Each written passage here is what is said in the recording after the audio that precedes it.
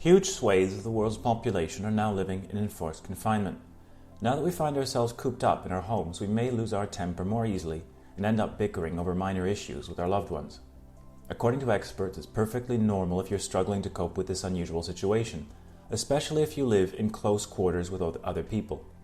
Obviously, it's easier to get on with your family if everyone has plenty of space to move around, but city dwellers often live in cramped apartments lacking in privacy. But if the latter describes you, don't throw yourself a pity party just yet. Psychologists point out that feeling lonely might be harder than suffering from frayed nerves. So, if you do live with other people, look on the bright side. At least you have company. And do yourself a favor, get yourself some earplugs. They're bound to come in handy.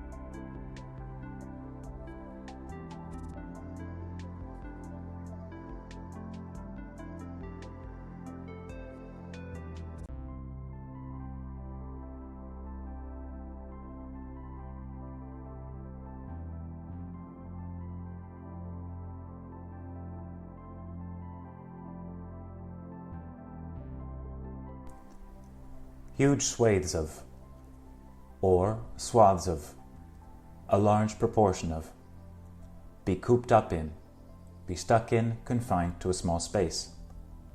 Lose your temper, suddenly get angry, bicker over something, argue about something unimportant, be struggling to cope with something, have a hard time dealing with something, in close quarters with, very near, usually another person.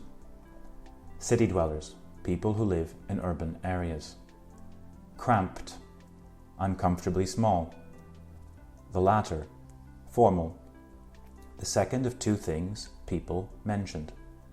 Throw yourself a pity party, colloquial, feel sorry for yourself in a melodramatic way. Suffering from frayed nerves, feeling anxious. Look on the bright side. Focus on the positive. Do yourself a favor. Make things easier for yourself. Be bound to come in handy. Will definitely be useful. So, what are chunks exactly? Put simply, chunks are groups of two or more words which often occur together.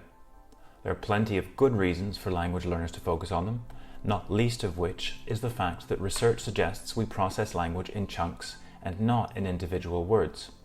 What's more, learning chunks is probably the most effective way to achieve fluency. In the next task, you're going to categorize the chunks we've been looking at by type. Any exercise that gets you to process such information in a new way, whether it be thinking of antonyms, synonyms, definitions, translations, or, in this case, grammatical categories, adds cognitive depth to your learning experience. Such deep thinking increases the likelihood that you'll remember and be able to use these chunks.